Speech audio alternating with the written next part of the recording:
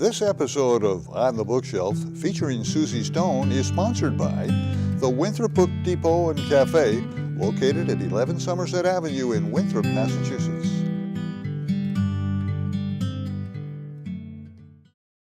Welcome once again to On the Bookshelf. I'm Pete Solomon. We all have families, and some of us are fortunate enough to see how our families moved through the generations to our generation. Author Susie Stone's new book, The Tree of Life, centers on an element of her family, her great-grandmother and her great-great-grandmother, who were Indian women who showed great courage, resolve, and bravery. Now we'll meet them through an excerpt read by the author. The Army sergeant arrived by horseback, and dismounting, he walked over to stand near Degataga, where he could watch the couple united marriage. He felt honored to be able to attend this wedding and see his dear friend, Leotie, join with John in marriage. Looking around at the gathered Indians by the campsites and burning fires, he could see all the gathered men and women standing in silhouette.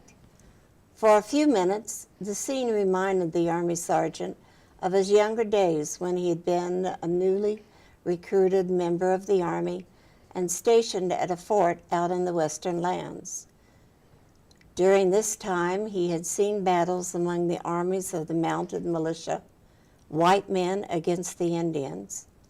He remembered some of the fierce battles and then the conquering of the different tribesmen. Tonight, there among Leotie's family and neighbors, the Army sergeant was happy to see an atmosphere of peace and gathered friendships with love and pride. There had been too much blood and death in his lifetime. Although he still saw poverty among the people, tonight all had rallied to place their best foot forward and enjoy the celebration in shared food, music, and dancing. He smiled and accepted a pipe from Degataga. Now tonight, he was a witness to a ceremony of love and companionship. Logs could be heard burning in the surrounding firesides, which lit up the dark night with color and warmth. The moon shone down brightly on the gathered ones and filled the evening night with stars of all sizes and sparkle. Only sounds of the near insects and animals filled the evening silence as the ceremony began. Beginning the wedding in tradition, the groom gave his bride a portion of prepared meat, while the bride handed him an ear of corn and some bread. These gifts of meat and corn and bread honor that traditionally the man hunted for his household, while the woman tended the fields and prepared the food. Although rings were not usually exchanged traditionally at this time, John and Leotie had chosen to wear gold matching bands. John had stopped at the general store and had found a set of matching gold wedding bands. Simple in style and price, John had purchased them to use in the ceremony. The minister, Reverend Adams, and tribal priest, who had gathered with the couple, blessed the rings and the given provisions of food. Standing on the chosen area of land that the tribal priest had blessed, and near the sacred fire burning brightly in the center of the site, the tribal priest also blessed all who had gathered there with the couple. Songs were now sung in Cherokee, and some of the women were beginning their chants and shell shaking in jubilation. At this time, John and Leotie were covered, each in body, with a traditional blue blanket. While the singing and shell rattling continued, John and Leotie knelt together under the extended blue blankets and bowed their heads in prayer and thought. At the right moment in the ceremony, as the singing grew louder with stronger shakes and rattles of the shell dancer, the tribal priest removed each blue blanket and then placed one large white blanket over the couple as they knelt together. This symbolized that the couple were now one and had begun their life together. The couple stood up, and standing beneath the white blanket, Degataga walked forward to gently hug John and Leotie and welcomed them into his bloodline and family members of the ancient days of yesterday. The tribal priest then removed the white blanket. Degataga spoke quietly and strongly, remembering his dear wife and daughter. He told the guests how they had traveled to this new land together and lived through the forced march on the Trail of Tears to live together in tribe and love. Leotie and John smiled lovingly as Degataga, and they listened to his wise and beloved words. Then the couple drank together from a traditional Cherokee wedding vase, styled as past years through color and shape. This vessel had one drink, but had two openings so that the wedding couple could drink together at one time. Reverend Adams blessed the couple in marriage and witnessed their pledge of love, fidelity, and lifelong companionship. John and Leotie kissed to seal their wedding vows.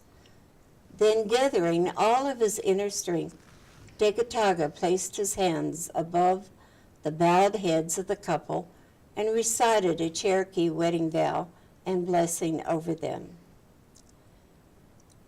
Now you will feel no rain, for each of you will shelter the other. Now you will feel no cold, for each of you will be warmth to the other. Now there is no more loneliness, for each of you will be companion to the other. Now you are two bodies, but there is one life before you. Go now to your dwelling place, to enter into the days of your togetherness, and may your days be good and long upon the earth. The evening filled with bright stars in the heavens above, and the festive celebration continued. With plenty of food available, the tribe members enjoyed being together and dancing and singing as in the olden days. Degataga felt great pride. His youth felt invigorated for this moment, and he was filled with past memories of his parents, family, and tribe members. It was a good wedding and a good celebration for all.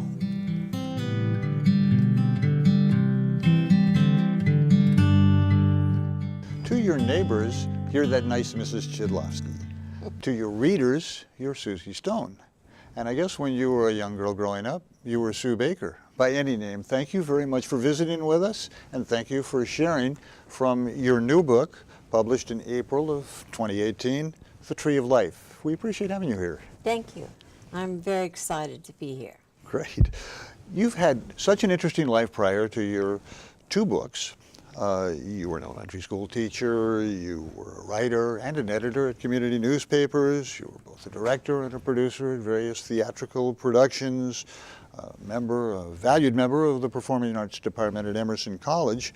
And then in March of 2017, you published your first book, Home Again, Jiggity Jig. Right. How did you come to write that?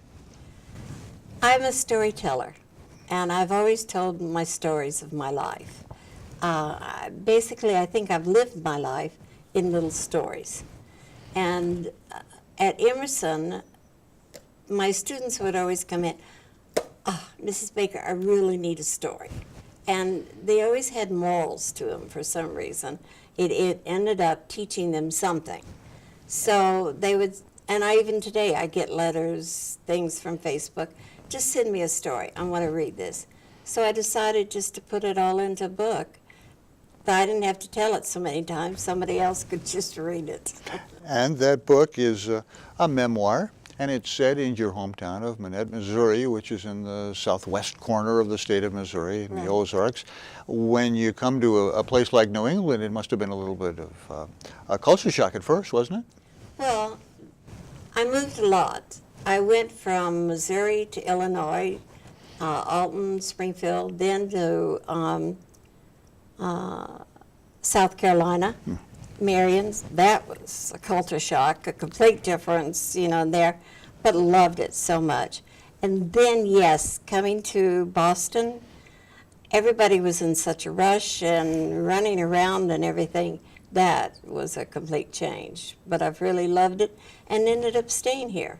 Well, that's good for us. Yeah. The book, The Tree of Life, the new book that you just read an excerpt from, really centers on two Cheyenne women, your great-grandmother and your great-great-grandmother and their husbands. That's the centerpiece of the story.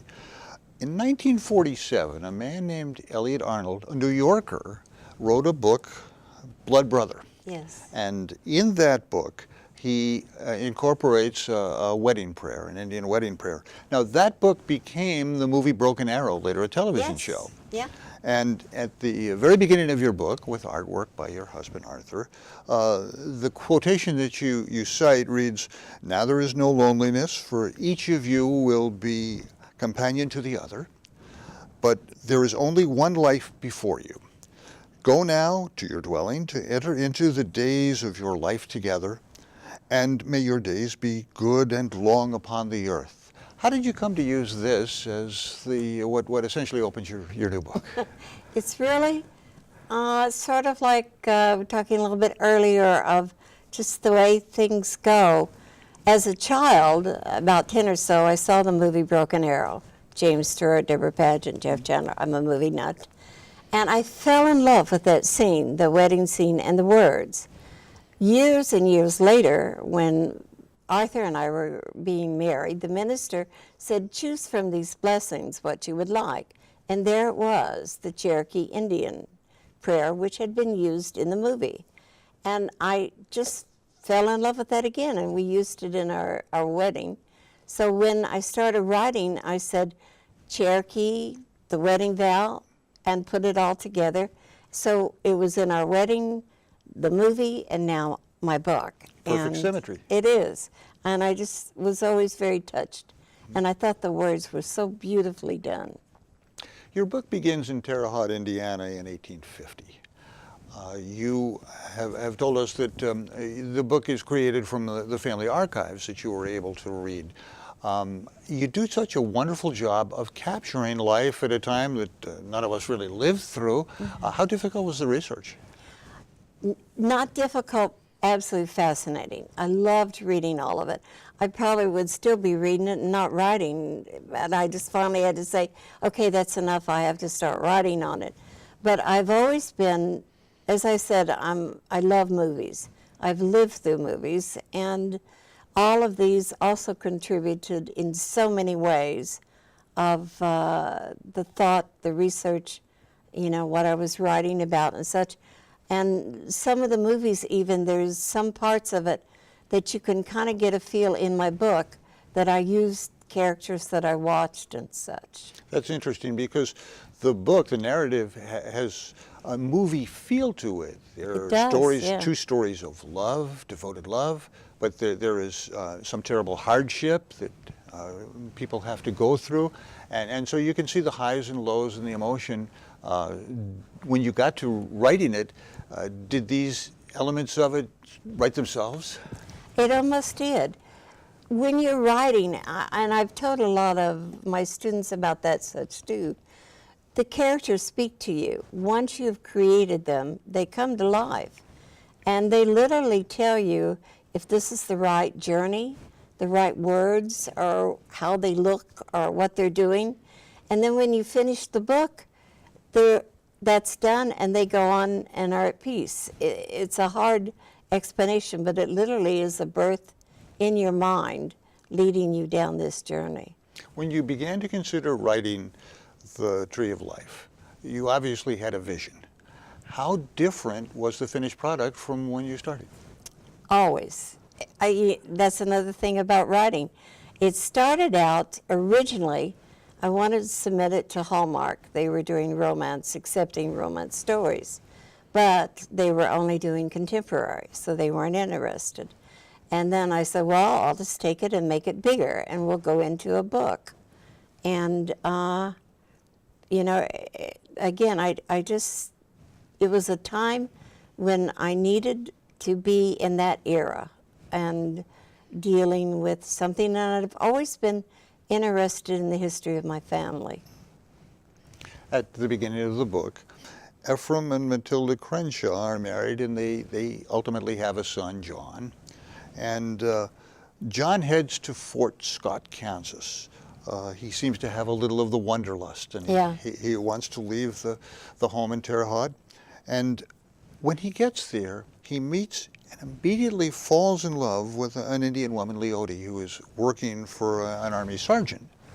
Now, John actually goes to the sergeant and gives him a $5 gold piece to release Leotie to him so he can marry her. And my sense reading the book is this moment is a really critical moment in the book, wasn't it? It is, because that started the whole pattern of all the things that was going to be. The later meeting, of their daughter. And that story was so touching to me. And as I read it and saw how fate worked and connected these people, I just was so amazed. And yet in our own life, we see fate doing this with each of us. That road taken, the journey that we go on, how it divides. Would we have been the same on a different road or a different journey? We never know that completely, but it's always been so interesting me to watch. And to me, that gold coin began it, the whole family, the generations that would come. And you touched on the fact that it's a family story. It comes from your family archives. It is, in fact, as much as there is action and some pathos, and it's about family. Mm-hmm. Very much so. I really worked to get the feeling of the mother and father and their involvements and the generations and living together and working together and building, and always that wanderlust to go on, because I've known that all my life, and I think I inherited that from my grandmother. She moved so many times. It's always been an old joke of where she never took things out of the box. There were always piles of box. It was going over the mountain, going to see the elephant. What was the next thing to be or see? And in the book, you feel this, that they begin to feel too settled, getting too close. People, the communities are growing, it's getting a better life, but what's out there that might be even better? And always looking for that. The years go by for John and Leotie, and the Civil War has broken out. And John feels an obligation to go fight in the war. And this leads to a terrible tragedy for their offspring, for Walter, their son, and for Leanna, their daughter. Yes. This again becomes a crucial part of the book, and I think when you see Leotie gain her independence and demonstrate her resourcefulness, and then Leanna, who deals with an even worse tragedy, shows amazing courage. You come from good stock. Yeah, I've touched on that so much. I was so impressed by the strength of those women, and I'd always heard stories. My grandmother used to talk about how during the Civil War things were hidden in the caves surrounding the area, because they knew that the war wasn't so much their fear, but what would happen afterwards, because suddenly all these soldiers were left, no money, no food, no nothing, wanting to go back home, and there was nobody to take care of them anymore, and they were wounded and angry, and it was such a time of hostility. And that shows so much, especially with Leanna and her story, and all that happens to her mother and her grandfather, and it was an incredible case. And then I just was so touched by how they go on to the fort, and then the meeting of Solomon, who comes to be their savior, and the incident that takes place that leaves them vulnerable to life and could have both died there had Solomon not come. And Solomon is only there because he's getting away from a very disappointing marriage, Right.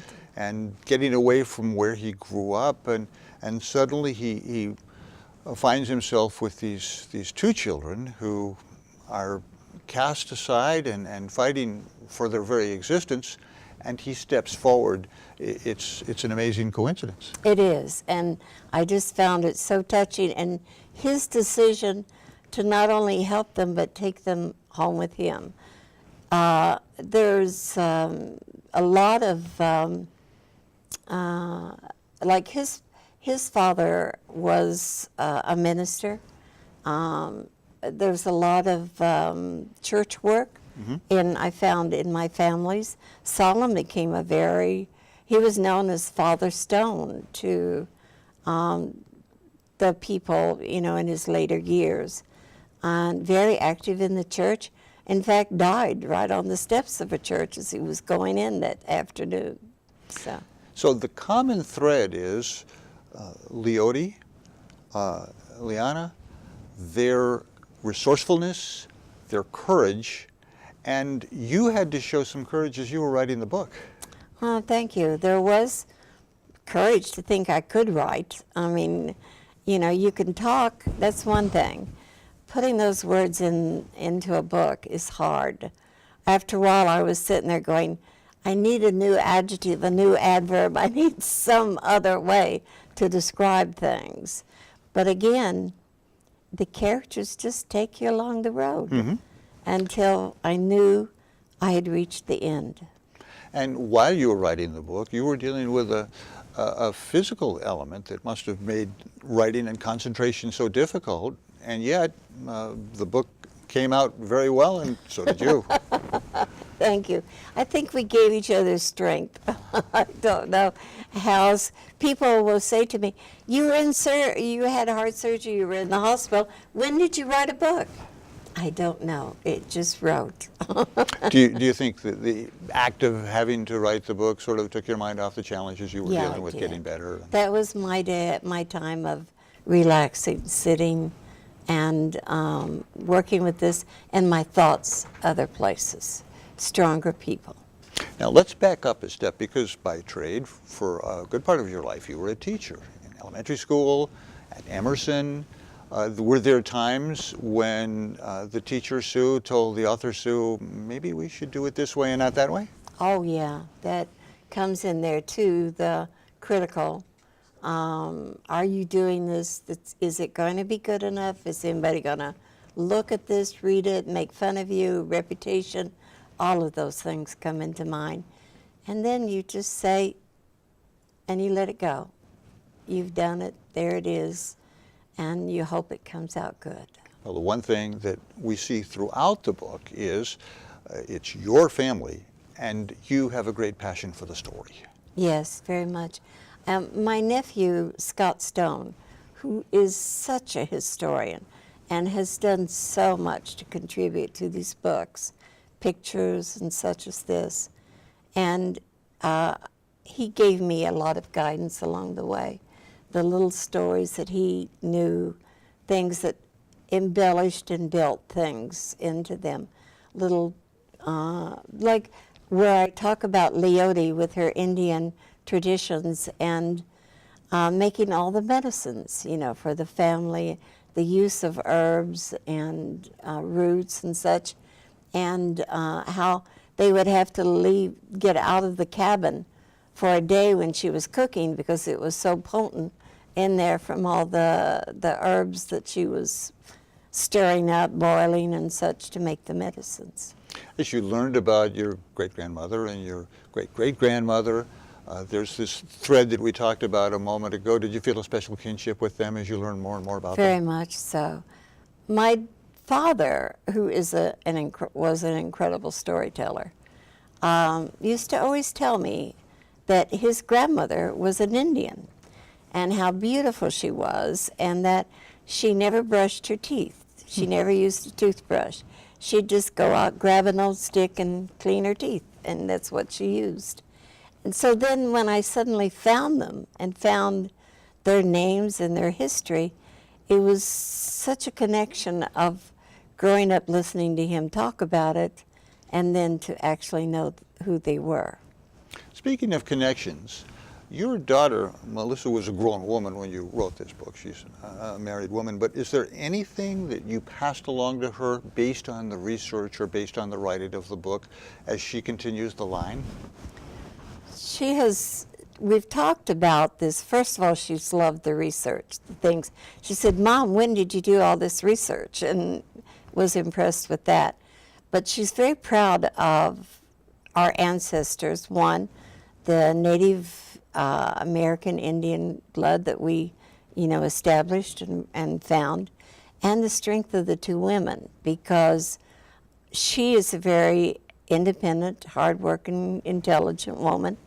And then she's always been proud of things I've accomplished, and she's always been a part in them, active with me or such. And so, yes, she's been very proud of all the work. She's with Dana-Farber Cancer Institute, and she buys my books, puts them on the carts, and makes them available for patients who are in that's wonderful. Receiving, chemo or whatever that's going on. And she says, but then they never return them. They always disappear, and she replaces them again. Now, we talked about Home Again, Jiggity Jig, which is a memoir in the time of your life. And then we talked about The Tree of Life, which is a wonderful story of your family in a previous time. You're working on another book now, aren't you? Yes, Jiggity Jog. The first book ends with me leaving for college. So I'd like to pick it up now and go through college and my professional life in St. Louis and some other activities. And I'm actually looking into a fourth book. My husband is from Moscow, and we met at Emerson. And I think everybody's been trying to get me to write a story about that because it's such an unusual story. Indeed it is. There are two great romances in The Tree of Life. You could write yet another book with the romance of your own romance, life. Yes. That's terrific. Sue, thank you very much for the Thank visit. you. It was great fun. It was great fun reading the book. Thank you so much. I really enjoyed it, and the time passed so quickly. That's because of you. Thank you so much. And thank you Thank for you. watching on this edition of On the Bookshelf. I'm Pete Solomon. Have a good day.